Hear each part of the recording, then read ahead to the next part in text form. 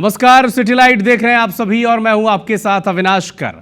रायपुर से एक बड़ा अपडेट आप तक पहुंचा दें। कांग्रेस के चक्का जाम से चैंबर ऑफ कॉमर्स ने अब हाथ पीछे खींच लिए हैं। चैंबर ऑफ कॉमर्स के महामंत्री अजय भसीन ने कहा कि चैंबर किसी आर्थिक नाकेबंदी का समर्थन नहीं करेगा। ईडी के विरोध में चूंकि कल कांग्रेस पूरे प्रदेश भर में चक्का जाम करने जा रही है, लेकिन चैंबर ऑफ कॉमर्स ने अब इस चक्का जाम से अपने हाथ पीछे खींच लिए हैं।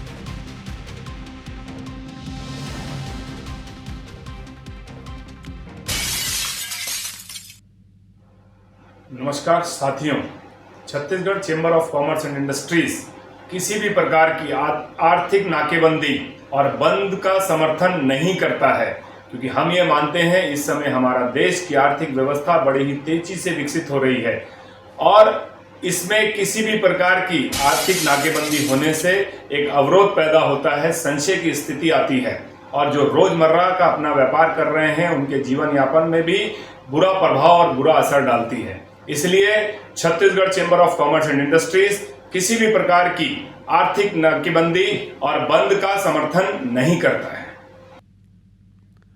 उपराष्ट्रपति जगदीप धनखड़ ने अपने पद से इस्तीफा दे दिया है।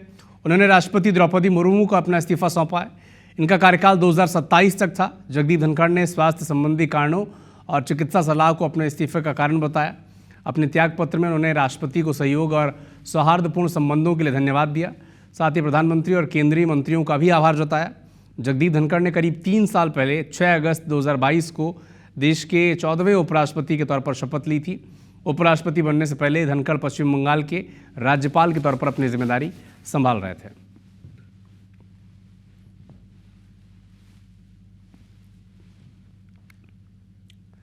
दुर्ग जिले के नंदिनी टाउनशिप में बीएसपी क्वार्टर में आग लगने से एक महिला और उसकी 7 साल की बेटी की आग में झुलसकर मौत हो गई। महिला पिछले 5 सालों से अपने पति से अलग रह रही थी। इसका तलाक का केस कोर्ट में चल रहा था। वे अपनी बेटी के साथ पिता के घर में रह रही थी। पिता जब सुबह टहलने के बाद वापस लौटे तो उन्हें घर से धुआं निकलते देखा, शोर मचाया, पड़ोसियों की मदद के लिए आवाज़ दी, लेकिन घर का दरवाज़ा अंदर से बंद था। जब तक वो अंदर पहुँचे माँ बेटी पूरी तरह से झुलस चुके थे। पुलिस की प्राथमिक जांच में आत्महत्या का एंगल लग रहा है, क्योंकि मृतका महिला ने एक दिन पहले घर में रखे आवश्यक दस्तावेजों को एक बैग में रखकर अपने पड़ोसी के घर में रखवा दिया था। फिलहाल पुलिस हर एंगल से मामले की जांच कर रही है। दरवाज़ा उनकी मदद से खोला, तब देखा कि मृतिका और उसकी जो पुत्री है वो दोनों जली हुई अवस्था में पड़े हुए हैं और इस पर थाना नंदिनी नगर में मर्ग कायम किया गया है और उनके शव को पोस्टमार्टम हेतु रवाना किया गया है। आत्महत्या का मामला प्रदर्शित हो रहा है, परंतु स्पष्ट कारणों की जांच मर्ग जांच के पश्चात ही हो पाएगी। बिलासपुर में कुछ रसूखदार लड़कों ने लग्जरी कारें खड़ी कर नेशनल हाईवे को जाम किए जाने पर हाईकोर्ट ने सख्ती दिखाई। मामले में हाईकोर्ट ने कहा कि लग्जरी कार की जब्ती क्यों नहीं बनाई गई।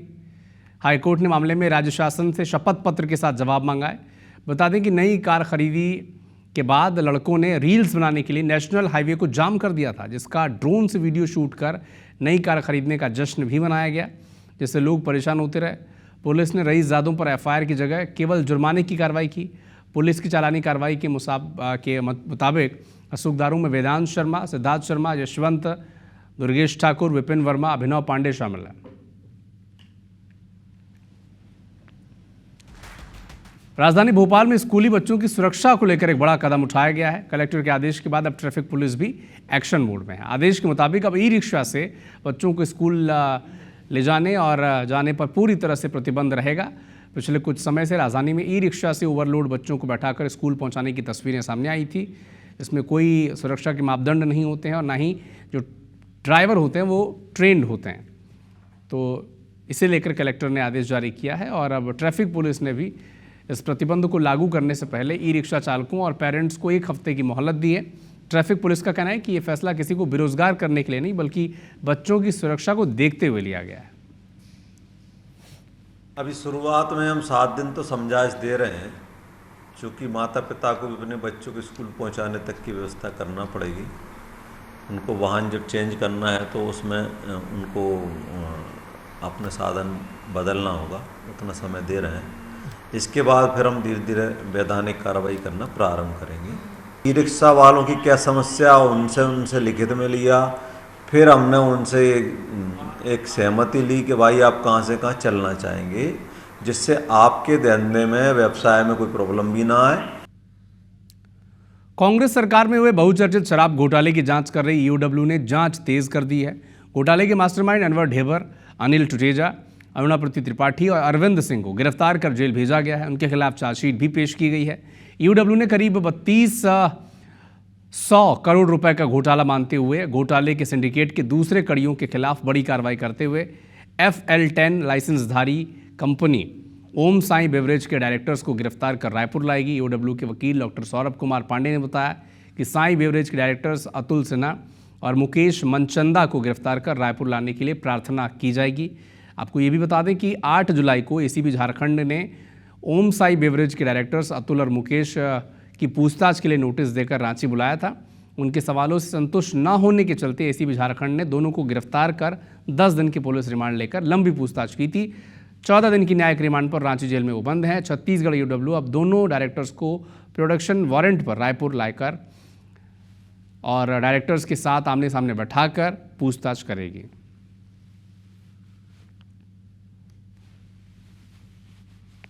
ओम साई बेवरेज नाम की जो FL10 लाइसेंस वाली कंपनी थी, उसके जो डायरेक्टर्स हैं या जो भी उसको चलाने वाले एसोसिएटेड पर्सन्स हैं, वो लोग झारखंड में निरुद्ध हैं। वहाँ भी अपराध जो लिकर का हुआ है, तो ऐसे प्लानिंग है कि मोस्ट प्रोबेबली उनको भी वहाँ से प्रोडक्शन रिमांड में यहाँ लाया जा सकता है। और जो एक और कंपनी उसमें शामिल थी, दिशिता वेंचर्स, उनके जो कर्ता धर्ता जो थे उस ज़माने के, उनकी अभी जो है खोज चल रही है और हो सकता है शीघ्र ही उन्हें भी लॉ बुक्स में लाया जाएगा। शिवपुरी में बीजेपी नेता मलखान सिंह के बेटे का हर्ष फायरिंग करते वीडियो वायरल है, जिस पर अमोला थाने में FIR की गई है। जबकि बीजेपी अनुसूचित जाति के जिला महामंत्री मलखान सिंह का कहना है कि वीडियो लगभग 2 साल पहले का है, जिसमें परिवार के लोग उनकी शादी की सालगिरह मना रहे थे। उस वक्त के वीडियो को कांग्रेस के लोग साजिश के तौर पर वायरल कर रहे हैं। उन्होंने कहा कि बीजेपी ने हमेशा कांग्रेस को धूल चटाई है, छवि धूमिल करने की कोशिश की जा रही है।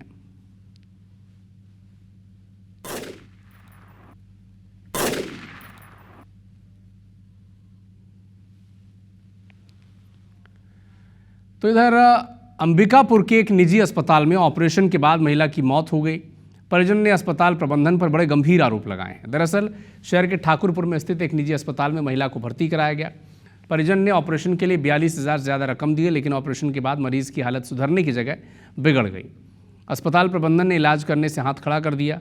मरीज की हालत तब और बिगड़ गई जब उसे बिना ऑक्सीजन सिलेंडर के ही एम्बुलेंस में आशीर्वाद अस्पताल से केयर अस्पताल भेज दिया गया। इसके लिए परिवार के किसी सदस्य से पूछा भी नहीं गया। मामले में परिजनों ने अस्पताल प्रबंधन के खिलाफ FIR और कार्रवाई की मांग की है। इधर प्रबंधन किसी भी तरह की गलती से साफ इनकार कर रहे हैं, तो वहीं परिजन कार्रवाई की मांग कर रहे हैं।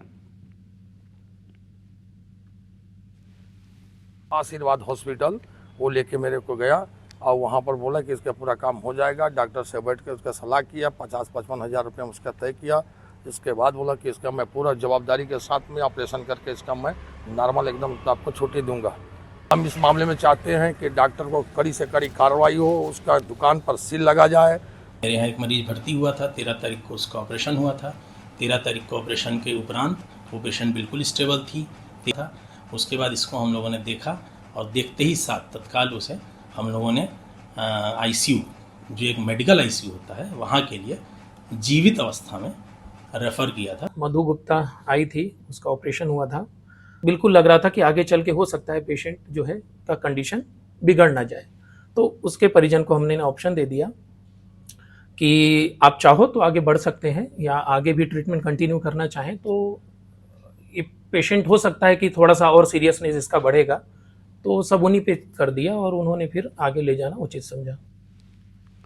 ईडी के खिलाफ कांग्रेस मंगलवार को पूरे प्रदेश में आर्थिक नाकेबंदी करने जा रही है। पूर्व मंत्री शिव डहरिया, सत्यनारायण शर्मा, इन्होंने रायपुर शहर के ग्रामीण और वरिष्ठ पदाधिकारियों की कार्यकर्ताओं की बैठक ली। मंगलवार दोपहर 12 बजे से आर्थिक नाकेबंदी कार्यक्रम के तहत मैग्नेटो मॉल के पास चक्का जाम करने का फैसला लिया गया। इसके अलावा सांकरा, खरोरा, अभनपुर, आरंग में रसनी टोल प्लाजा के सामने नेशनल हाईवे में चक्का जाम किया जाएगा। बैठक के बाद रायपुर जिले के चक्का जाम कार्यक्रम प्रभारी शिव कुमार डहरिया ने बताया कि एम्बुलेंस और स्कूली बच्चों की गाड़ियों को नहीं रोका जाएगा। कांग्रेस के सभी नेता अपने अपने इलाके में होने वाले चक्का जाम कार्यक्रम में शामिल होंगे। शहर के चारों विधानसभा यहाँ मैग्नेटो मॉल के पास नेशनल हाईवे में चक्का जाम करेंगे, आर्थिक नाकेबंदी करेंगे। इसके अलावा धरसीवा और रायपुर ग्रामीण के और बिरगांव मिला के सांकरा नेशनल हाईवे जो बिलासपुर नेशनल हाईवे वहाँ पे करेंगे। को जिस प्रकार से उसके जन्मदिन के अवसर पर गिरफ्तार किया गया, एक ऐसा बेटा जिसका राजनीति से कोई लेना देना नहीं, और उस बेटे को गिरफ्तार करके भूपेश बघेल जी की आवाज़ को, कांग्रेस की आवाज़ को दबाना चाहती है। लेकिन कांग्रेस पार्टी डरने वाली नहीं, हम अपनी आवाज़ को रोकने वाले नहीं। जनता के हक और अधिकार की लड़ाई सड़क से लेकर सदन तक हमारे नेता लड़ रहे हैं। ईडी ने पूर्व सीएम भूपेश बघेल के बेटे को गिरफ्तार किया है। चैतन्य बघेल पर शराब घोटाले में बड़ी राशि लेने और हवाला के जरिए मनी लॉन्ड्रिंग का आरोप है। इस मामले को लेकर छत्तीसगढ़ में राजनीति मानो भूचाल आ गया है। कांग्रेस ने विधायक दल की बैठक में 22 जुलाई को पूरे प्रदेश में चक्का जाम करने का फैसला लिया है। इस पर बीजेपी ने कांग्रेस नेताओं पर हमला बोला है। डिप्टी सीएम अरुण साहब ने कहा कि आज कांग्रेस पार्टी किसके लिए कहाँ जा रही है। कांग्रेस ने पूर्व आबकारी मंत्री कवासी लखमा को बलि का बकरा बनाया है। मनेंद्रगढ़ में स्वास्थ्य मंत्री श्याम बिहारी जायसवाल ने कहा कि सुशासन की सरकार में व्यक्ति कितना भी शक्तिशाली हो, अगर उसने राज्य की जनता को लूटने का काम किया है तो उस पर कार्रवाई होगी। बिलासपुर में पूर्व मंत्री और विधायक अमर अग्रवाल ने कहा कि जिस व्यक्ति का कांग्रेस में कोई पद नहीं, उसके लिए पूर्व सीएम भूपेश बघेल ने पूरी कांग्रेस को पुत्र मोह में झोंक दिया है। मुंगेली में बीजेपी विधायक धर्मजीत सिंह ने कहा कि जो व्यक्ति किसी पद पर भी नहीं, उनके लिए पूरी कांग्रेस को झोंका जा रहा है। जबकि पूर्व मंत्री कवासी लखमा की गिरफ्तारी पर कांग्रेस ने कोई प्रदर्शन नहीं किया। जगदलपुर में बीजेपी के प्रदेश अध्यक्ष किरण सिंह देव कह रहे हैं कि चैतन्य बघेल राजनीतिक कार्यकर्ता भी नहीं है, लेकिन उनकी गिरफ्तारी को कांग्रेस से जोड़कर देखा जा रहा है। यही कांग्रेस का दोहरा रवैया है। पूर्व संसदीय सचिव विकास उपाध्याय इन्होंने पलटवार किया और कहा कि बीजेपी हमेशा की तरह आपस में लड़ाने का काम करती है। कांग्रेस हर उस व्यक्ति के साथ है जिसे बेवजह फंसाया जा रहा है। कवासी लखमा के साथ हुआ है, कैसे उन्हें बलि का बकरा बनाया, कांग्रेस पार्टी ने मोहरा बनाया और सैकड़ों करोड़ का घोटाला किया, तो ये बताता है कि किस प्रकार से उन्होंने किया है। व्यक्ति कोई कितना ही बड़ा शक्तिशाली क्यों ना हो, कितना ही बड़ा ओहदेदार क्यों ना हो या रहा हो, अगर उसने राज्य की जनता को लूटने का प्रयास किया है या लूटा है तो उस हर व्यक्ति के ऊपर कार्रवाई होगी। ये जो विषय है आर्थिक नाकाबंदी का, इससे जनता परेशान है। कानून खैर अपना काम करेगा, तो वास्तव में ये कांग्रेस को बताना चाहिए कि ये चेतन बघेल कौन से पोस्ट पे है जिसके लिए ये सब कांग्रेसी तलमलाए हुए हैं। श्री कवासी लखमा को जब शराब के घोटाले में गिरफ्तार किया गया, तब कांग्रेस पार्टी ने प्रदेशव्यापी आंदोलन क्यों नहीं किया, और चैतन्य बघेल जो कि कांग्रेस पार्टी के किसी बड़े पद पर भी नहीं हैं, उसके लिए पूरी कांग्रेस पार्टी को प्रदेश में झोंका जा रहा है। पूर्व मुख्यमंत्री भूपेश बघेल जी के पुत्र को जांच के लिए और पूछताछ बातचीत के लिए अगर कोई कार्रवाई करती है तो वो कौन सा कांग्रेस के पदाधिकारी है? और उसके लिए पूरा कांग्रेस लग गया है पूरे छत्तीसगढ़ को एकदम अस्त व्यस्त करने में। तो एक तरफ इस विषय पर सियासत भी शुरू हो चुकी है। कांग्रेस पार्टी कह रही है कि हम उस हर व्यक्ति के साथ हैं जिसे बेवजह फंसाया जा रहा है। अरपा पैरी के धार छत्तीसगढ़ का राजकीय गीत इन दिनों चर्चा का विषय बना हुआ है। इसके इस्तेमाल से कॉपीराइट आने पर राज्य के कलाकार और संगीत प्रेमी काफी नाराज हैं। सुंदरानी चैनल्स की ओर से जारी किए गए कॉपीराइट पर लोक कलाकार राकेश तिवारी ने सवाल उठाए हैं। उन्होंने बताया कि यूट्यूब में अरपा पैरी के धार का गाना अपलोड करने पर कॉपीराइट दिया जा रहा है, जो बिल्कुल भी ठीक नहीं है। वहीं विधायक अनुज शर्मा ने कहा कि इस गीत का कॉपीराइट नहीं हो सकता क्योंकि ये राजकीय गीत है। वहीं इस मामले में निदेशक लकी सुंदरानी ने कॉपीराइट देने से साफ इनकार कर दिया। उन्होंने कहा कि कॉपीराइट गीत के बोल के लिए नहीं बल्कि धुन का उपयोग करने की वजह से दिया गया है। यूट्यूब अपने अनुसार इसका एनालिसिस कर ऑटोमेटिक कॉपीराइट देता है, इसमें उनका कोई लेना देना नहीं है। गाना अरपा पैरी के धार एक अंतरा गाई वो, उसके बाद बातचीत शुरू की। फिर मैं उसको घर आया, एडिट किया, अपलोड किया। जैसे अपलोड किया तो उसमें कॉपीराइट लिखाया, तो श्री सुंदरानी जी उसके प्रोड्यूसर मोहन सुंदरानी लिखा हुआ था उस पर। और वो गीत जो है वो मेरे को लगता है 4 महीने पहले डला है और ये अरपा पैरी के धार राजगीत है, शासन का गीत है। सवाल हमारे राजगीत का है, अरपा पैरी के धार का है, तो ये तो पब्लिक का है, यानी ये सभी का है। तो मेरा ऐसा मानना है कि इस पर कोई कॉपीराइट नहीं होना चाहिए और सभी के लिए फ्री यूज़ होना चाहिए और इसमें मोनेटाइजेशन भी नहीं होना चाहिए। कॉपीराइट गया होगा और वो ये एल्गोरिदम के तहत जो है ना, ये क्लेम जो जाते हैं ऑटोमेटिक जाते हैं और हमने कोई जानबूझ के उनको क्लेम नहीं मारा और वो एल्गोरिदम के हिसाब से उनको ऑटोमेटिक जाता है और हमको कहते हैं ये क्लेम आया तो हम उनको रिलीज़ कर देते हैं। मध्य प्रदेश के विधायक अब आधुनिक सुख सुविधाओं से लैस नए आवास में रह सकेंगे। इसके लिए सीएम डॉक्टर मोहन यादव और विधानसभा अध्यक्ष नरेंद्र सिंह तोमर ने नए फ्लैट का भूमि पूजन किया। बता दें कि 67 साल पुराने भवनों की जगह 102 नया आधुनिक फ्लैट बनाए जाएंगे। इसकी लागत 159 करोड़ रुपए बताई जा रही है। हालांकि सरकार ने 10 महीने पहले हुई कैबिनेट की बैठक में फैसला लिया था कि विधायकों के जर्जर भवनों की जगह आधुनिक फ्लैट बनाया जाएगा। इन आधुनिक फ्लैट की अगर बात करें तो 3 bedroom, dining room, kitchen, bathroom, office room और स्टाफ के लिए अलग से कमरा होगा। पुराने रेस्ट हाउस को तोड़कर पहले चरण में 10 मंजिला इमारत बनाई जाएगी। अगले 18 महीनों में ये इमारत बनकर तैयार हो जाएगी। नए विधायक विश्राम गृह का भूमि पूजन किया। आज के समय के हिसाब से जो जो रुकने के लिए हो सकता है वो सब जोड़ने का प्रयास किया गया। मेरी अपनी ओर से प्रदेश सरकार के माननीय मंत्री श्रीमान राकेश सिंह जी ने पीडब्ल्यूडी विभाग के माध्यम से 158 करोड़ की इस पूरी परियोजना के लिए 18 माह में पूरा प्लान कंप्लीट करने का ये हमने भूमि पूजन किया है। मुख्यमंत्री जी के कर कमलों से नवीन विधायक विश्राम गृह की आधारशिला रखी गई है। इस पवित्र मौके पर मैं आप सबको अपनी ओर से बहुत बहुत शुभकामनाएं देता हूं। विधानसभा विश्राम गृह की कल्पना गौतम जी, सीताचरण जी, आदरणीय नरेंद्र सिंह जी और माननीय मुख्यमंत्री जी ने सबने देखकर और बनाई है, तो निश्चित रूप से विधायकों के लिए वो पर्याप्त सुविधाएं मिलने वाली है। मध्य प्रदेश विधानसभा को डिजिटल बनाने की सारी कोशिश बेकार साबित हो रही है। विधानसभा में शुरू किए गए ऑनलाइन प्रश्न पूछने की व्यवस्था से माननीयों को डर लगता है। अभी भी कई सदस्य नई व्यवस्था के मुताबिक काम शुरू नहीं कर सके। 28 जुलाई से शुरू हो रहे मध्य प्रदेश विधानसभा के मानसून सेशन में विधायकों की तरफ से कुल 3,377 प्रश्न पूछे गए, जिनमें से माननीयों ने ऑनलाइन 2,076 प्रश्न और 1,300 प्रश्न ऑफलाइन पूछे। विधानसभा का मानसून सत्र 28 जुलाई से 8 अगस्त तक चलेगा। इस दौरान सदन की कार्यवाही 12 दिन होगी, जिसमें 10 बैठकें होंगी। बता दें कि विधानसभा सचिवालय कई बार विधायकों को ऑनलाइन प्रश्न पूछने के लिए कह चुका है, लेकिन ज़्यादातर विधायक ऑनलाइन प्रश्न से दूरी बना रखते हैं। हालांकि इस बार जो प्रश्न पूछे गए हैं उसमें पिछली बार की तुलना में ऑनलाइन प्रश्न ज़्यादा है। निश्चित तौर पर अभी जो है 3,000 से अधिक प्रश्न माननीय सदस्यों के मानसून सत्र के लिए प्राप्त किए हैं। जो आपके तकनीकी उपकरण आने हैं वो आ जाएंगे। हम माननीय सदस्यों का प्रशिक्षण रखेंगे और उसको फिर सदन में स्थापित करेंगे। यदि हम ऑनलाइन पूरी प्रक्रिया को करते हैं तो जहां उसमें समय की बचत होती है, पारदर्शिता रहती, पेपरलेस ये जो भी सोच है ये स्वागत है। लोगों में जागरूकता आ रही है और अधिकतर मैं समझता हूँ कि जो भी अभी प्रश्न लगे होंगे उसमें से 60-62%, 65% विधानसभा ई प्रश्न ही लगे हैं। तो ये अच्छी है, एक प्रगति रिपोर्ट है। पिछले 10 साल से हम सुनते आ रहे हैं कि विधानसभा हो रही है, लेकिन ना जाने कहाँ जाके फाइल अटक जाती है। तो ये सिर्फ सुनने और सुनाने की बातें हैं, लेकिन ये असलियत में कब आएगी उसमें बहुत बड़ा प्रश्न चिन्ह सरकार के ऊपर लग रहा है। क्योंकि आज की तकनीक का युग है, तो इसलिए ऑनलाइन है, उसमें मोटे मोटे किताबें और मोटे मोटे ये बस्ते लेकर के चलने की तुलना में ये सब जब होगा तो उत्तर प्रदेश ने भी किया है। योगी आदित्यनाथ जी को बहुत बधाई।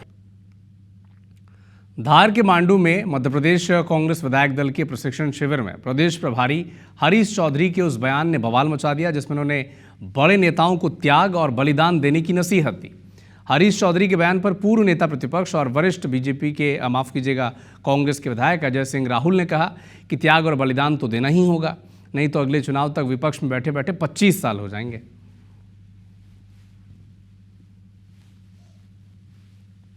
पार्टी में बिना त्याग और बलिदान के होगा नहीं कुछ, और यदि हरीश चौधरी जी ने कहा है तो सही है।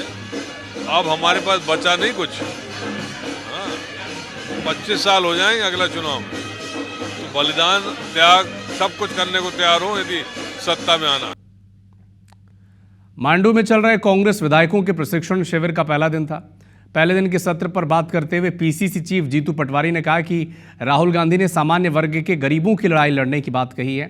वहीं हरीश चौधरी के त्याग वाले बयान पर पटवारी ने सफाई देते हुए कहा कि हरीश चौधरी ने यह साफ कर दिया है कि पार्टी से नहीं हम से चलेगी, पार्टी में गुटबाजी बर्दाश्त नहीं होगी। यानी मैं का जो रट है ये छोड़ना होगा, हम पर फोकस करना होगा। राहुल गांधी की क्लास खत्म हो चुकी है। बड़ा दावा राहुल गांधी ने किया है कि अब सामान्य वर्ग के गरीबों की लड़ाई भी कांग्रेस पार्टी को लड़नी है। मध्य प्रदेश कांग्रेस अध्यक्ष जीतू पटवारी इस वक्त हमारे साथ हैं। बड़ी बात कही है, सामान्य वर्ग की नाराजगी कांग्रेस से बढ़ती जा रही थी कि सिर्फ दलितों और पिछड़ों की बात कांग्रेस पार्टी करती है। नहीं, बात ये नहीं है। कांग्रेस पार्टी गरीब की बात करती है। बाबा साहब अम्बेडकर का जो मूल संविधान की भावना थी वो क्या थी? वो थी राजनीतिक, आर्थिक और सामाजिक समानता की। तो जब राजनीतिक, आर्थिक, सामाजिक समानता की बात हो रही तो अपर कास्ट के गरीब की भी बात होगी। चोरी होती है चुनाव की। भारतीय जनता पार्टी चुनाव आयोग के साथ मिलकर चुनाव चोरी कर रही है। इसका जन जागरण करना है, घर घर जाके करना है। ये काम है कांग्रेसियों का, कांग्रेस जन का। तो एक तरह से राहुल जी ने कहा कि हम चुनाव हारे या जीते, हमें देश के लिए कुछ करना है। हरीश चौधरी ने कहा कि मैं की भावना नहीं चलेगी, हम की भावना चलेगी। पटवारी कह रहे हैं कि मध्य प्रदेश के जो कांग्रेस विधायकों को प्रशिक्षण शिविर है, पार्टी को मजबूत करने के लिहाज से बेहतर सेशन रहे हैं। राहुल गांधी ने भी बड़ी बात कही है कि सामान्य वर्ग के गरीबों की लड़ाई अब कांग्रेस पार्टी लड़ेगी। कैमरामैन दीपक के साथ Naveen Singh, IBC 24 Bhopal. Motivational speaker Sonu Sharma ने कांग्रेस विधायकों के प्रशिक्षण शिविर में विधायकों की क्लास ली। सोनू शर्मा ने कांग्रेस विधायकों को कम्युनिकेशन स्किल मजबूत करने के टिप्स दिए। IBC 24 से खास बातचीत में सोनू शर्मा ने कहा कि विधायकों ने मेरे टिप्स को नोट किया है। विपक्ष में रहने के बावजूद कांग्रेस विधायकों का हौसला मजबूत है। कांग्रेस के ट्रेनिंग कैंप में मोटिवेशनल स्पीकर सोनू शर्मा विधायकों को ट्रेनिंग देकर निकले, हमारे साथ हैं। सर, कैसा रहा सेशन आपका? बहुत अच्छा रहा यार। मैं तो पहली बार आया था तो मुझे थोड़ा सा ये भी डाउट था कि यार विधायक लोगों को ट्रेनिंग की जरूरत है कि नहीं है, लेकिन ट्रेनिंग की जरूरत तो सभी को है। लेकिन अच्छा लगा कि बहुत ध्यान से वो लोग सुन रहे थे, नोट्स बना रहे थे और लीडरशिप लेसन्स के ऊपर बात करी। क्या आपने लेसन दिया सर लीडरशिप को लेकर? बहुत सारे लेसन दिए।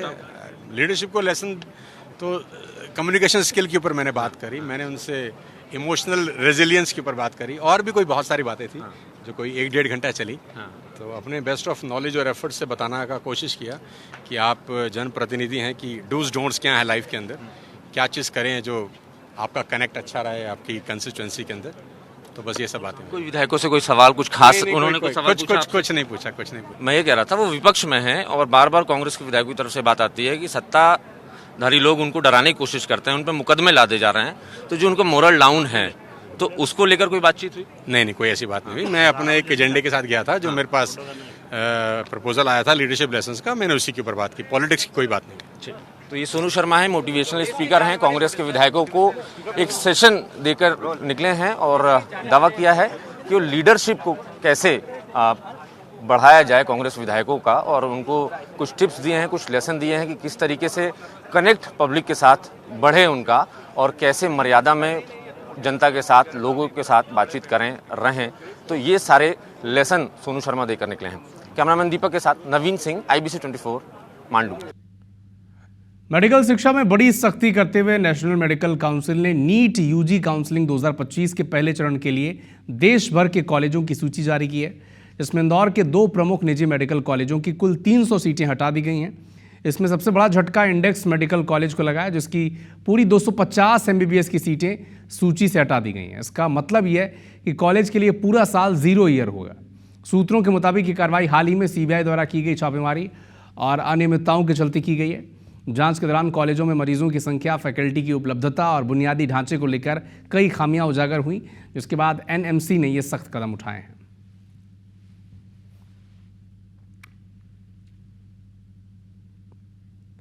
भोपाल शहर में चलने वाली रेड बसें लगातार घट रही हैं। इन बसों की सेवाएं लेने वाले लोगों को परेशानी का सामना करना पड़ रहा है और दूसरे ट्रांसपोर्ट के साधनों पर डिपेंड होना पड़ता है।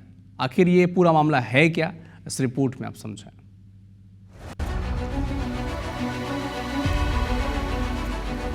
लाखों की आबादी वाले भोपाल में लोगों की सहूलियत के लिए रेड बसें चलाई गई। रेड बसें चलने से शहर के हजारों लोगों को यहां से वहां जाने में बेहद आसानी हुई। ये बसें लोगों के जीवन का हिस्सा बन गई हैं, लेकिन इन बसों को चलाने वाला भोपाल सिटी लिंक लिमिटेड यानी BCLL अब बदहाली के आंसू बहा रहा है। पहले 300 से ज्यादा बसें शहर में दौड़ती थी, लेकिन वर्तमान में इनकी संख्या घटकर सिर्फ 86 रह गई है और सिर्फ शहर के 6 रूट पर ही बसें चलाई जा रही हैं, जिससे लोगों को दूसरे परिवहन के साधनों पर महंगे दाम चुकाने पड़ रहे हैं। इतना ही नहीं, बसों की मेंटेनेंस न होने की वजह से हादसे का खतरा बना रहता है। कोई ध्यान नहीं, वो सब उनमें राजनीति में लगे हुए हैं सारे लोग। आधा घंटा पौन घंटा कोई बस नहीं मिलती और पैदल चलना पड़ता, वो अलग। लंबा बसेस कम होने के कारण वेट बहुत करना पड़ता है कई बार, और हर डायरेक्शन के लिए बस नहीं मिलती, हर जगह के लिए बस नहीं मिल पाती। पहले करीब 1.5 लाख लोग रेड बसों में सफर करते थे, लेकिन वर्तमान में ये संख्या घटकर करीब 12,000 रह गई है। वहीं खराब बसों के संचालन को लेकर जनप्रतिनिधियों का कहना है कि अगर कोई एजेंसी तय सुरक्षा मापदंडों का पालन नहीं करेगी तो सख्त कार्रवाई की जाएगी।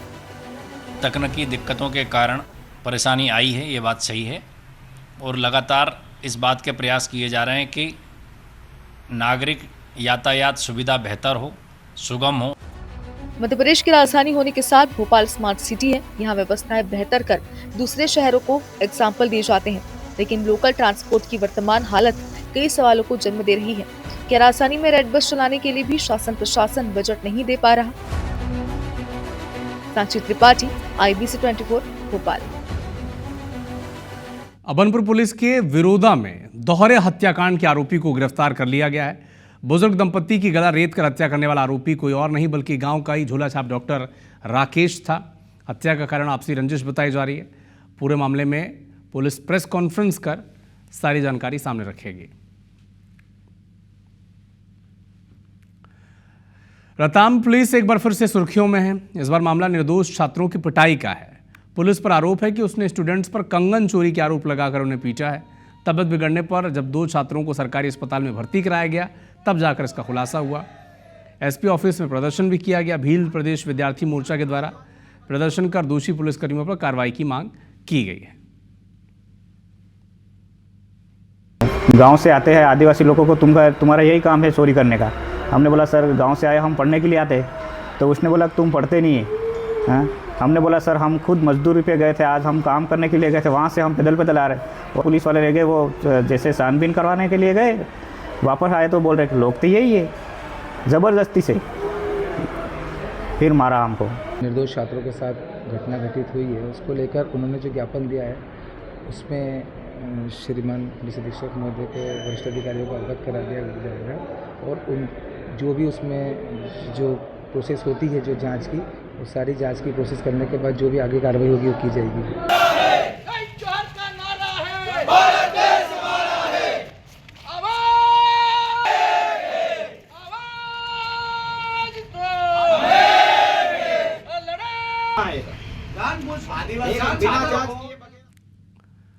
बड़वानी जिले में निवाली तहसील के एकलव्य आदर्श स्कूल की छात्र छात्राएं कलेक्टर से मिलने पैदल निकल पड़े।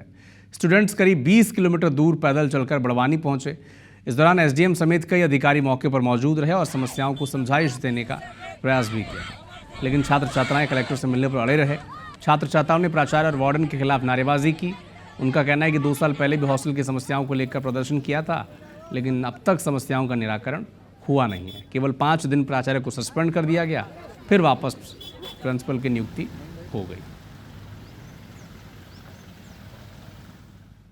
2 साल पहले हमने रैली निकाली थी इसी विषय पर कि हमें प्रिंसिपल नहीं चाहिए, फिर भी मतलब सरकार ने उसको 5 दिन के लिए सस्पेंड किया है ना। 5 दिन बाद वो फिर वापस आ गई। वही का वही इनका कारनामा चल रहा है 2 सालों से, और हमारे साथ जाति भेदभाव किया जा रहा है। हमें सामग्री नहीं मिल रही है, शिक्षा नहीं मिल रही है हमें, फिर हम क्या कर सकते हैं। हम ये चाहते हैं कि आज प्रिंसिपल हमको सस्पेंड बनाए। हम उनसे कुछ भी सामान मांगते हैं तो हमको बोलते हैं कि आया नहीं, अभी आ रहा बोलते, पर अब तक आया नहीं। पिछले साल भी हम रैली निकाले थे तो बोले कि समाधान करेंगे बोले, तो फिर भी कुछ नहीं करे। फिर इस बार हम निकालते तो हमें इस बार प्रिंसिपल का सस्पेंड करा। हमारी हॉस्टल की सुविधा भी नहीं अच्छी है। खाने के लिए अगर प्लेट मांगने जाते तो बोलते हैं तुम्हारी 60 रुपये की औकात नहीं है, और हाथ में खाओ खाना करके बोलते हैं हमको। हॉस्टल वार्डन्स और प्रिंसिपल जो है वो कुछ परेशान करते हैं, इस प्रकार का वो लोग बता रहे हैं। और कुछ अन्य भी बता रहे हैं कि मूलभूत सुविधाएं उनको समय पे उपलब्ध नहीं हो पा रही हैं, जैसे यूनिफॉर्म, बुक्स। तो इस सब को लेकर के ही बच्चे धरना दे रहे हैं। पूरी बातचीत हो गई है, हम हॉस्टल जा रहे थे और हॉस्टल में जाके इस चीज़ की की जांच बच्चों के समक्ष में करेंगे और जो यथासंभव कार्रवाई हो सकती है वो प्रस्तावित। मध्य प्रदेश में सड़कों के घटिया निर्माण पर विपक्ष के साथ अब सत्ता पक्ष के बीजेपी के विधायक भी खुलकर बयान दे रहे हैं। हाल ही में पीडब्ल्यूडी मंत्री और जबलपुर पश्चिम से विधायक राकेश सिंह ने गौरीघाट रोड के घटिया रेस्टोरेशन वर्क पर नाराजगी जताई। मंत्री ने नगर निगम के अफसरों को फटकार लगाई। बीजेपी के एक और विधायक अशोक रोहाणी ने घटिया सड़क निर्माण पर नाराजगी जताई है। कैंट सीट से विधायक अशोक रोहाणी ने वार्ड क्रमांक 70 की सड़कों का पैदल मुआयना किया और 1 महीने पहले सड़क बनी थी। इसकी हालत देखकर विधायक ने अफसरों को फिर से फटकार लगाई। अब ठेकेदारों के साथ अधिकारियों ने कार्रवाई के निर्देश दिए हैं। बीजेपी विधायकों की इस नाराजगी पर कांग्रेस चुटकी ले रही है।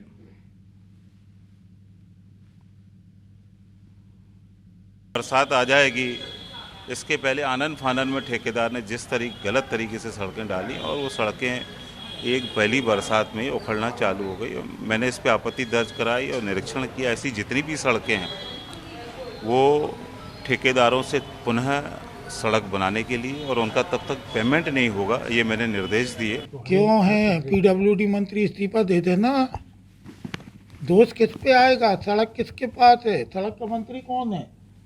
नगर निगम की सड़कें तो नगर निगम के ऊपर नकेल कसे ना।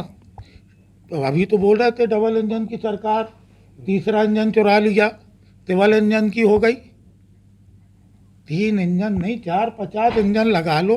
ड्राइवर मदहोश नहीं होना चाहिए, नशे में नहीं होना चाहिए। पन्ना में कांग्रेस नेता अनिल तिवारी ने मध्य प्रदेश की सड़क, स्वास्थ्य, शिक्षा व्यवस्था की बदहाली को लेकर अब दंडवत यात्रा शुरू की है। इसमें बड़ी संख्या में पार्टी के नेता कार्यकर्ता शामिल हुए। कांग्रेस नेता अनिल तिवारी ने यात्रा के दौरान बारिश के कारण दलदल में हुए कच्चे मार्गों से भी अपनी यात्रा जारी रखी और रघुपति राघव राजाराम पति तपावन सीताराम की धुन में ये आगे बढ़ते रहे। प्रदेश सरकार का ध्यान आकर्षण किया। उन्होंने कहा कि प्रदेश बदहाली को लेकर दंड यात्रा उन्होंने निकाली है और 7 दिनों तक ये यात्रा जारी रहेगी।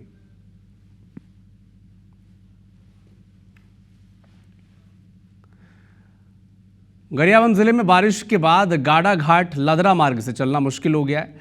आश्रित अड़हारपारा चौक से लदरा मार्ग का जो रास्ता है ये बहुत ख़राब है। ग्राम पंचायत ने जब से मूरम डाला है तब से कीचड़ से ये और लबालब हो गया है।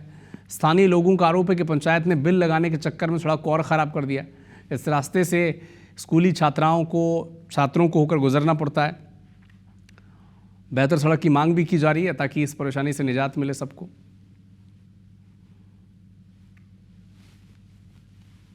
बहुत दिक्कत हो रहा है निकालने के लिए साइकिल।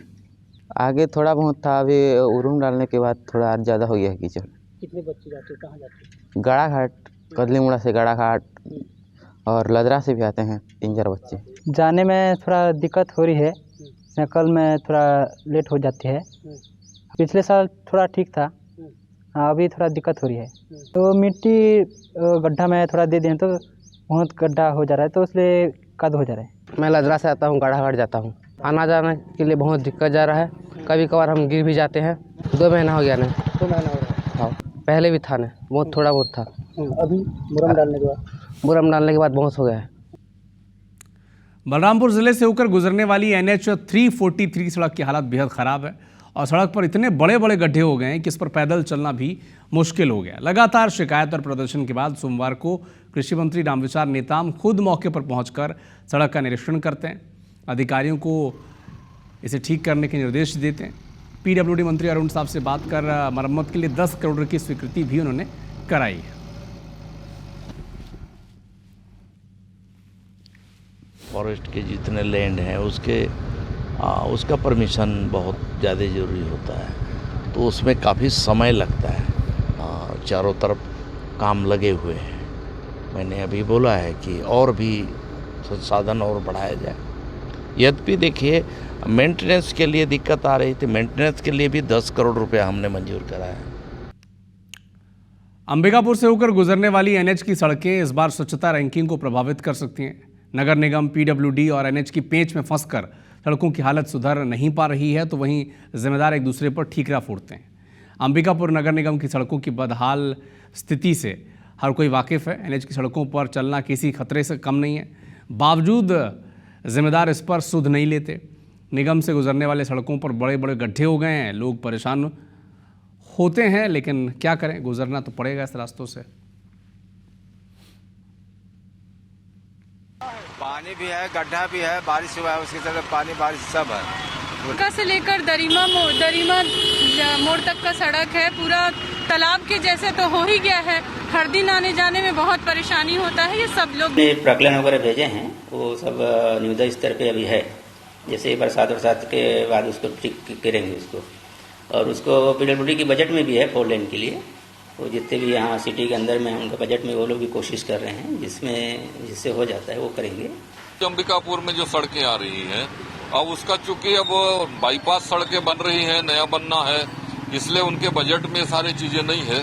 और अंबिकापुर की चारों तरफ की 5 सड़कों का भी बजट में स्वीकृति मिली हुई है। निश्चित रूप से समय लगता है काम को गति देने में। पिछले 10 वर्षों से बहुत शहर का दुर्दशा है, अभी भी चारों रोड खराब है, हर जगह गड्ढे हैं। तो चाहे पीडब्ल्यूडी हो, चाहे एनएच हो, चाहे नगर निगम के कोई भी एजेंसी काम करेगा तो हमारा नजर रहेगा, हमारी पूरी टीम का नजर रहेगा।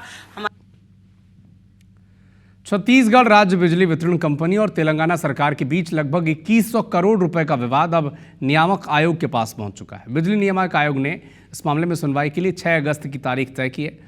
जो जानकारी मिल रही है उसके मुताबिक तेलंगाना सरकार ने आयोग द्वारा सुनवाई किए जाने पर आपत्ति दर्ज की है। जानकारी के मुताबिक साल 2015 में CSPDCL और तेलंगाना सरकार के बीच 12 साल के लिए 1000 मेगावाट बिजली बिक्री के लिए MOU साइन किया गया था। साल 2018 तक बिजली कंपनी को तेलंगाना की ओर से भुगतान किया जाता रहा, लेकिन बाद में तेलंगाना ने टैरिफ अधिक होने का हवाला देकर भुगतान करना बंद कर दिया। भुगतान न होने पर तेलंगाना को बिजली की सप्लाई बंद कर दी गई। बकाया राशि को लेकर बिजली कंपनी ने हाई कोर्ट का दरवाज़ा खटखटाया, लेकिन वहां से अब इस मामले में नियामक आयोग सुनवाई करेगा। तेलंगाना के साथ हमारी जो पावर परचेस एग्रीमेंट हुई थी करीब सितंबर 2015 में 12 साल का एग्रीमेंट था, जिसमें कि मरवा पावर प्लांट से 1000 मेगावाट की पेमेंट वो लोग नहीं कर रहे थे, तो हमने सप्लाई भी बंद कर दी है, तो वो पेमेंट ड्यू है। तो उसके लिए लगाया है ये CSPDCL ने कि वो पेमेंट है 1878 करोड़ का ड्यू जब पिटीशन फाइल किया था तब का है। छत्तीसगढ़ के डिप्टी CM अरुण साव रविवार को कोरबा के दौरे पर रहे। कोरबा में आयोजित नगर निगम क्षेत्र में 30 करोड़ रुपए से अधिक के विकास कार्यों का लोकार्पण किया। साथ ही विवेकानंद उद्यान के ठीक सामने बने अटल परिसर में पूर्व प्रधानमंत्री अटल बिहारी वाजपेयी की प्रतिमा का अनावरण किया। इसके बाद मीडिया से रूबरू हुए। एक जवाब पर उन्होंने कहा कि फिर से दावा किया कि प्रदेश में BJP की सरकार बनने के बाद से सतत विकास काम हो रहे हैं और पैसों की कोई कमी नहीं है। इस जवाब पर निगम के विपक्ष के पार्षदों ने आरोप पर सवाल पूछा कि अगर निगम में पैसों की कमी नहीं है तो फिर सैकड़ों की संख्या में विकास कार्यों के वर्क ऑर्डर पर निगम आयुक्त साइन क्यों नहीं करते।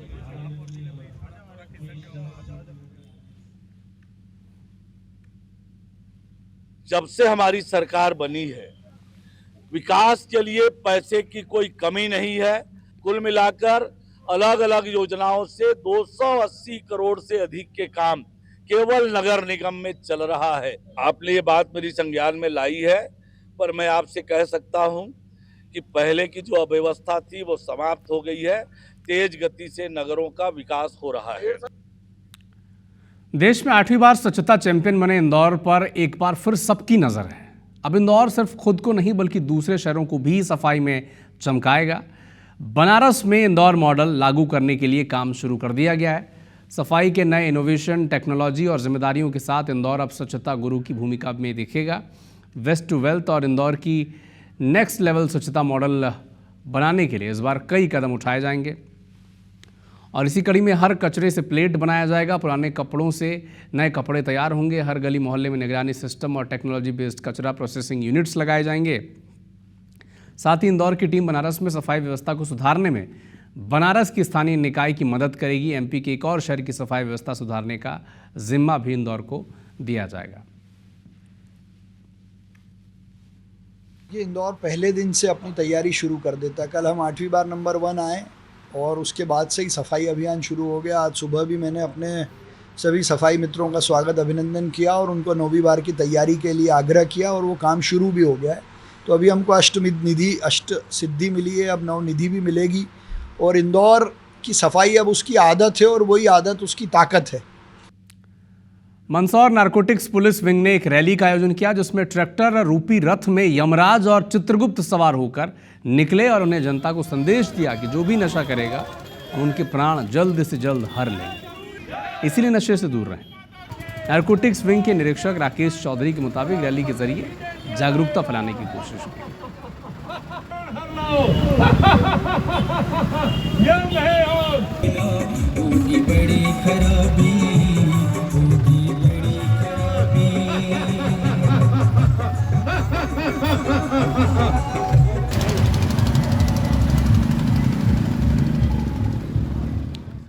भ्रष्ट अफसरों को लेकर ग्वालियर नगर निगम कितना गंभीर है, इसका अंदाजा आप इसी से लगा सकते हैं कि पिछले दिनों महल रोड धसकने के बाद निलंबित किए गए इंजीनियर्स की जांच की बात तो दूर, अब तक आरोप पत्र भी जारी नहीं हो पाए हैं, लेकिन उनकी बहाली की तैयारी शुरू हो गई है। 22 जुलाई को मेयर इन काउंसिल की बैठक में एजेंडे में इंजीनियर के निलंबन की पुष्टि का बिंदु शामिल है।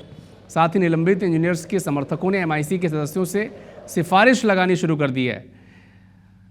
महल रोड धसकने के मामले में स्थानीय स्तर पर उप यंत्री आशीष राजपूत को निलंबित किया गया था। इसके बाद प्रभारी मंत्री तुलसी सिलावट ने सहायक यंत्री और प्रभारी कार्यपालन यंत्री और नोडल अधिकारी PHE के उप यंत्री और प्रभारी सहायक यंत्री को निलंबित करने के भी निर्देश दिए थे।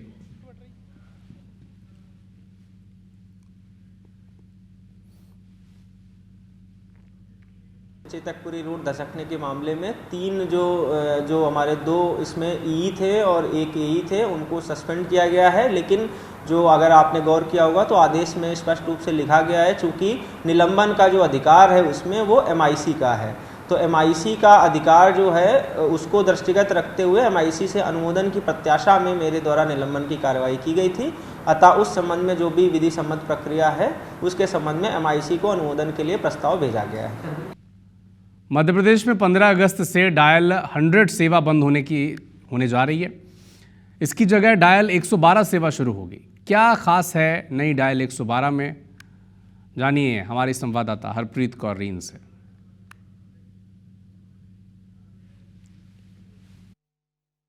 मध्य प्रदेश पुलिस की इमरजेंसी सर्विस 100 डायल बंद होने जा रही है। चिंता की बात नहीं है, 100 डायल की जगह अब डायल 112 की शुरुआत 15 अगस्त से मध्य प्रदेश में की जा रही है। इस वक्त हम मौजूद हैं 112 उसी डायल गाड़ी के सामने। देखा जा सकता है कि ये वही गाड़ियां हैं जो अब 15 अगस्त से पूरे प्रदेश में नजर आएंगी। ये वो गाड़ियां हैं जिन्हें अब 100 डायल की जगह तैनात किया जाएगा। खास बात यह है कि अब डायल 112 से किसी भी व्यक्ति को, चाहे उसे पुलिस इमरजेंसी से जुड़ी ज़रूरत हो या फिर एम्बुलेंस या फिर फायर ब्रिगेड की ज़रूरत हो, एक ही डायल पर ये सुविधा उसे यहाँ पर मिलेगी। अब इस नई व्यवस्था के तहत पूरे प्रदेश में नई गाड़ियों को तैनात किया गया है। फर्स्ट रिस्पांस व्हीकल हैं ये, और ये वाहन GPS, wireless, digital navigation system और लाइव लोकेशन ट्रैकिंग जैसी आधुनिक तकनीकों से लैस होंगे। यानी कि किसी भी आपात स्थिति में पुलिस की मदद अब लोगों को पहले से कहीं ज़्यादा तेज और सटीक मिल सकेगी। गाड़ियाँ नई आ चुकी हैं, देखा जा सकता है कि यार्ड में ये गाड़ियाँ यहाँ पर खड़ी हैं। जहाँ पर भी नज़र जा रही है ये नई गाड़ियाँ नज़र आ रही हैं। ये प्रदेश के अलग अलग हिस्सों में इन गाड़ियों को रवाना किया जाएगा। यानी अब अगर आपको किसी इमरजेंसी की ज़रूरत है, चाहे वो पुलिस इमरजेंसी हो या फायर ब्रिगेड या फिर एम्बुलेंस, तो आपको डायल करना पड़ेगा डायल 112। कैमरामैन विनेश श्रीवास्तव के साथ IBC 24 भोपाल से हरप्रीत कौर रिन। जगदलपुर में उपभोक्ताओं की शिकायतों के निवारण के लिए राज्य उपभोक्ता आयोग ने ऑनलाइन हायरिंग शुरू कर दी है। जनवरी 2024 से राज्य उपभोक्ता आयोग में ऑनलाइन शिकायतों का प्रावधान किया गया था, पर ऑनलाइन हियरिंग नहीं होने की वजह से ये प्रक्रिया अधूरी थी। आयोग की अध्यक्ष सुजाता जायसवाल ने बताया कि वो मोबाइल के जरिए अपने प्रकरण की सुनवाई में शामिल हो सकते हैं और उपभोक्ता अदालत में अपना पक्ष आसानी से रख सकेंगे।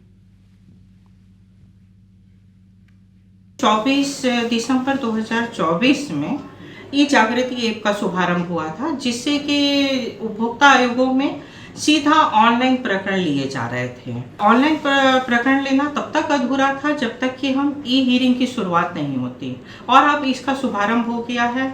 अब लोग घर बैठे अपने सीधा डायरेक्ट ऑनलाइन प्रकरण दर्ज करा सकते हैं।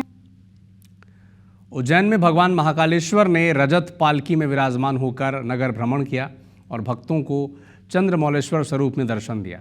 भगवान ने रजत शेषनाग मुकुट, मुंडमाला, रुद्राक्ष और फूलों से अलंकृत होकर भक्तों को दर्शन किए। बाबा महाकाल की मुख्यमंत्री डॉक्टर मोहन यादव ने विधिवत पूजा अर्चना की और नगर भ्रमण के बाद बाबा महाकाल का शिप्रा नदी के तट पर पूजन अभिषेक भी हुआ है।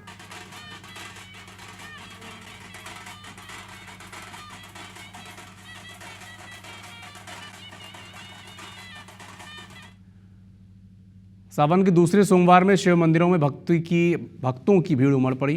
कुछ तस्वीरें आपको दिखाते हैं। आगर मालवा में भव्य कलश यात्रा निकाली गई। यात्रा प्रमुख मार्गों से होते हुए बाबा बैजनाथ महादेव मंदिर तक पहुंची। यात्रा में हजारों महिलाएं शामिल हुई। झांकियां भी निकाली गई। इसमें विधायक मधु गहलोत और नगरपालिका अध्यक्ष नीलेश पटेल समेत दूसरे लोग भी नजर आए। विधायक ने महिलाओं को करीब 15,000 कलश वितरित किए। फलारी खिचड़ी का वितरण किया।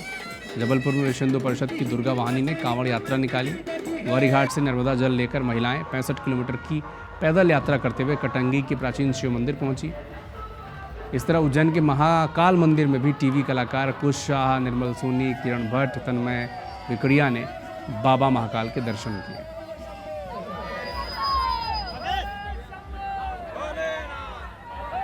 तो हर हर महादेव के जयकारों से राजधानी भोपाल का गुफा मंदिर भी गूंज रहा था। सुबह से श्रद्धालुओं की लंबी कतारें देखने को मिली और एक मंदिर नहीं है बल्कि भोलेनाथ की अनंत कृपा का एक प्रतीक ही माना जाता है। मान्यता है कि स्वयंभू शिवलिंग की स्थापना यहाँ पर हुई थी, जो हजारों वर्षों से इसी गुफा में स्थित है।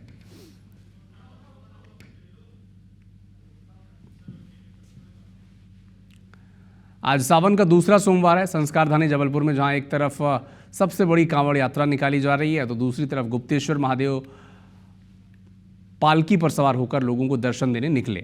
महाकाल की तर्ज पर गुप्तेश्वर महादेव मंदिर से भोले बाबा की शाही सवारी निकाली गई।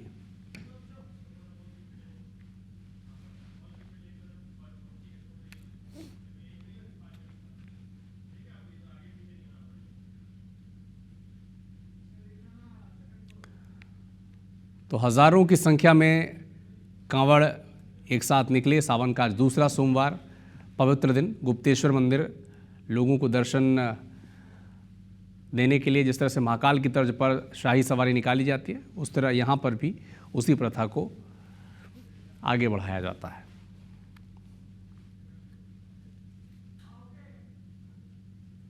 पवित्र श्रावण माह का आज दूसरा सोमवार है। शिवालयों में भगवान शिव का दर्शन करने श्रद्धालुओं को तांता वहाँ पर लगा रहता है। व्यवस्था के लिहाज से अतिरिक्त पुलिस बल तैनात किए जाते हैं। सीसीटीवी के जरिए निगरानी रखी जा रही है। अब आपको कुछ तस्वीरें दिखाते हैं जहां भोलेनाथ की पूजा अर्चना के लिए भक्त उमड़ पड़े। अंबिकापुर में हजारों की संख्या में शिव भक्त शंकर घाट से जल लेकर पैदल कैलाश गुफा के लिए रवाना हुए। 25,000 लोग इसमें शामिल थे। रायपुर में शिव मंदिर में आज सुबह से ही भक्तों का तांता लगा था। महादेव घाट के हटकेश्वर महादेव मंदिर में भक्तों का तांता रहा। रायपुर के सरोना की तस्वीर तीसरी है। पंचमुखी शिव मंदिर में भक्त बड़ी संख्या में यहाँ पर पहुँचे। इधर अमरकंटक के ज्वालेश्वर और नर्मदेश्वर महामंदिर में भक्तों का तांता था। पंडरिया विधायक भावना बुरा ने विशेष पूजा अर्चना वहाँ पर की। बोरनदेव मंदिर में कांवड़ यात्रा की शुरुआत की। जांजगीर के पीतमपुर स्थित बाबा कलेश्वर नाथ मंदिर में श्रद्धालुओं की बड़ी संख्या में भीड़ जुटी। मनेन्द्रगढ़ स्थित प्रसिद्ध सिद्ध बाबा धाम में कांवड़ियों ने हसदेव नदी से जल लगाकर भगवान का जलाभिषेक किया। बोलबम के नारे हर हर महादेव का जो नारा था वो गूंज उठा। राजिम के पंचकोशी धाम फिंगेश्वर में उज्जैन की तर्ज पर महाकाल की भव्य पालकी यात्रा निकाली गई। इधर फणेश्वर नाथ महादेव मंदिर में भी भक्तों का तांता सुबह से लगा था। राजनांदगांव के बागेश्वर धाम मंदिर की भी तस्वीर आप देखें, जहां मोहरा स्थित शिवनाथ नदी से कांवड़ यात्रा निकाली गई और नंदई चौक में विधानसभा अध्यक्ष डॉक्टर रमन सिंह ने भी कांवड़ियों का स्वागत किया। बारिश के बाद जंगलों और जलप्रपातों की खूबसूरती बढ़ती ही जा रही है। मनेन्द्रगढ़ चिरमेरी भरतपुर जिले में स्थित रमदहा जलप्रपात बारिश के दिनों में अपनी सुंदरता का मनोरम दृश्य पेश करता है। इसकी पुरातात्विक और ऐतिहासिक महत्व भी बड़े मशहूर हैं। चट्टानों से टकराते हुए गिरता पानी दूध की तरह नज़र आता है, जो किसी पर्यटक को अपनी तरफ खींचने के लिए काफ़ी है। बनास नदी से बहकर 100 फीट ऊंचे पहाड़ से गिरता झरना बहुत सुंदर दिखता है। दूर दूर से पर्यटक यहाँ पर आते हैं, लेकिन लापरवाही भी और कुछ हादसे भी पेश आ रहे हैं। 5 साल में अब तक यहाँ 13 पर्यटकों की डूबने से मौत हो चुकी है।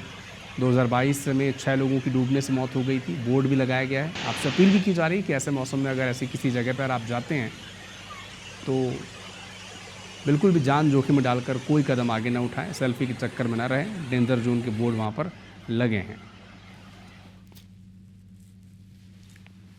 देखने को जो बहुत सारे लोग भी आते हैं यहाँ, बहुत अच्छा आनंद और सुकून मिलता है यहाँ आके। हरे हरे पेड़ पौधे और अच्छा पानी का जो ये है जलप्रपात जो के नाम से जाना जा रहा है, बहुत अच्छा दिखता है यहाँ। सुंदर नज़ारा है यहाँ देखने, लोग बहुत दूर दूर से आते हैं। बहुत ही अच्छा नज़ारा है यहाँ, लोग बात देख के चले जाते हैं। उतना सुविधा खास है, ज़्यादा अच्छा सुविधा नहीं है, क्योंकि यहाँ ज़्यादा पानी होने के कारण यहाँ आदमी लोग आते हैं और यहाँ पे घुसने का प्रयास करते हैं। व्यवस्था यहाँ पे बहुत अच्छी कर दी गई है और दूर दूर के ज़िलों के पर्यटक यहाँ पर आते हैं पिकनिक मनाने। और यहाँ पर आप देखिए इसकी छटा जो है इस समय देखते ही बनती है। लंदन के इस्कॉन मंदिर के गोविंद रेस्टोरेंट का एक वीडियो सोशल मीडिया में खूब ट्रेंड कर रहा है। वीडियो में एक लड़का रेस्टोरेंट में चिकन पीस खाते दिख रहा है। इस घटना को लेकर भारी बवाल मच गया। अफ्रीकी लड़के की सोशल मीडिया में जमकर ट्रोलिंग हो रही है। रविवार को एक अफ्रीकन शख्स का एक वीडियो सामने आया। वीडियो में साफ तौर पर दिख रहा है कि एक लड़का इस्कॉन मंदिर के गोविंद रेस्टोरेंट में प्रवेश करता है और सीधे काउंटर पर पहुंच जाता है जहां 2 महिलाएं ऑर्डर ले रही थी। वो शख्स इनसे पूछता है कि क्या यहाँ चिकन मिलता है। इस पर महिला कहती है कि मीट नहीं, प्याज नहीं, लहसुन भी नहीं। सुने और देखें इस video. Hi, is this a vegan restaurant? Yes. No. So there's no meat, no nothing. Yeah, no meat, no onion, no garlic. Are you sure? Like there's no meat? Okay. Okay. It's a tip. Okay. Okay. Well, in that case.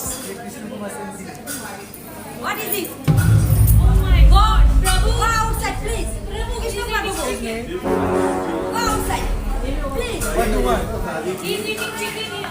No, but that's the vegetarian shop. We can't eat him. Get out. Call to Throw some. Throw some. Throw some. Throw some. Chicken. They don't do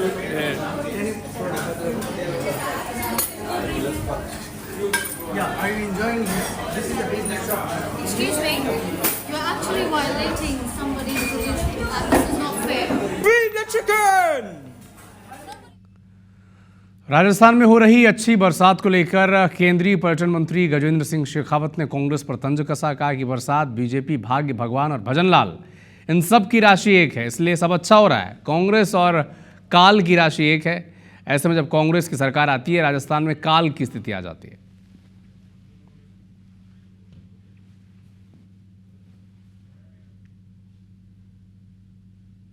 ये Bharatiya Janata party भगवान, भरोसे, भजनलाल और अच्छे जमाने, ये सब की एक ही राशि है। भाग्य की सबकी एक ही राशि है। कांग्रेस और काल की एक राशि है। जब भी उनकी राज होती है तब अकाल पड़ता ही है। वाड्रफ नगर के वार्ड 3 से पंडो जनजाति के 3 बच्चे अचानक लापता हो गए। परिजनों ने खोजने की कोशिश की, लेकिन कहीं पता नहीं चलने पर थाने में गुमशुदगी की रिपोर्ट दर्ज कराई है। मानव तस्करी की आशंका जताई जा रही है। पुलिस तीनों बच्चों की तलाश कर रही है। टीम गठित कर संभावित ठिकानों पर सर्च अभियान भी चलाया जा रहा है।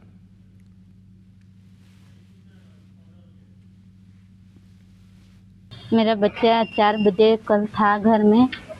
मैं बोली उसको, बेटा निरमा लिया, मेरा कपड़ा धोना है। निरमा लाया, फिर बाहर खेल रहा था। उसके बाद मैं अंदर काम में व्यस्त हो गई, मैं नहीं देख पाई। अब खेल रहा था तो उसको क्या देखूंगी, वहीं पे बास में खेल रहा था। फिर हम लोग 7 बजे खोजने लगे तो नहीं मिल रहा। 3 बच्चे एक साथ कहीं जाने का सूचना आज ही प्राप्त हुआ है। इस संबंध में सूचना पुलिस चौकी में दर्ज कर लिए हैं। विधिवत उनकी पतासाजी है तो पुलिस टीम लगी हुई है।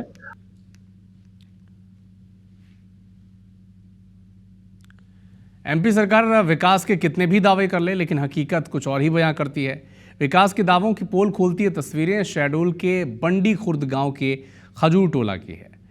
यहां पर आंगनबाड़ी केंद्र और बैगा आदिवासी बस्ती जाने वाला रास्ता कीचड़ से भरा है। बारिश के दिनों यहां पर चलना मुश्किल हो जाता है। आए दिन लोग वहाँ गिर जाते हैं, बच्चों को गोद में लेकर जाना पड़ता है। एक बच्चा गिर गया था जिसका हाथ भी टूट गया। कई बार इसकी मांग की गई कि सड़क बना दी जाए, लेकिन प्रशासन का ध्यान इस दिशा में जाता नहीं है।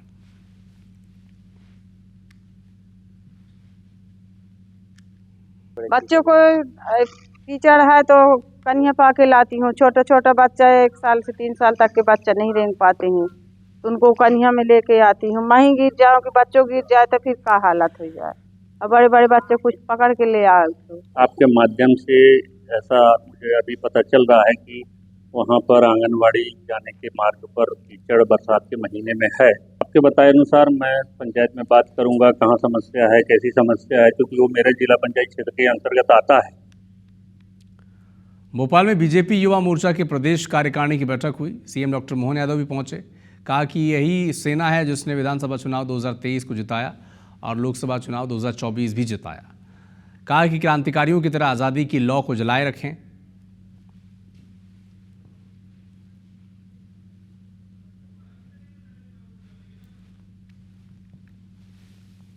युवा मोर्चा की युवा धड़कने का अपना परिश्रम का आनंद है, उसकी ज्योति जल रही है। ये हमको ध्यान देना पड़ेगा।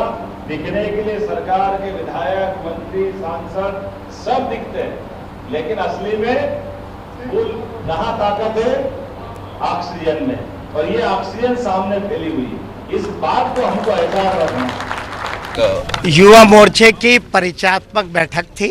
सभी युवा मोर्चे के हमारी जो टीम काम कर रही है उसका परिचय लिया और हमारे मुख्यमंत्री जी हितानंद जी और मैंने उन्हें थोड़ा सा मार्गदर्शन दिया। मैंने बच्चों को, हमारे जो युवा मोर्चे के हमारे साथी हैं, उनको सबको कहा कि अपन ने किस तरह से पार्टी को आगे बढ़ाना चाहिए, पार्टी के कामों को आगे बढ़ाना चाहिए, उसकी प्रायोरिटी दी। शिवपुरी में बीजेपी नेता मलखान सिंह के बेटे का हर्ष फायरिंग का वीडियो वायरल है। एफआईआर हो चुकी है, जबकि मलखान सिंह जो भारतीय जनता पार्टी के अनुसूचित जाति के जिला महामंत्री हैं, वो कह रहे हैं कि वीडियो 2 साल पुराना है। कांग्रेस पार्टी उनकी छवि धूमिल करने के लिए इस वीडियो को वायरल कर रही है।